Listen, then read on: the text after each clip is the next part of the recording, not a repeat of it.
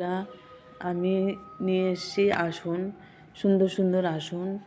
এই দেখুন কত সুন্দর আসন, খুব সুন্দর হয়েছে। এপিঠ দেখুন, এপিঠও সুন্দর হয়েছে। তো এইরকম যদি আসন বানাতে চান আপনারা তো বানাতেই পারেন। আমরা তো অনেক শাড়ি ফেলে দিই, তো অনেক শাড়ি পরা হয় না, তো কত সময় কাজের মাসিকে দেওয়া হয় বা এমনি পড়ে থাকে আলমারিতে, দামি দামি শাড়ি দেওয়াও যায় না, ফেলানোও যায় না। তো সেগুলো দিয়ে আমরা অনায়াসে এই ধরনের আসন বানাতেই পারি। তো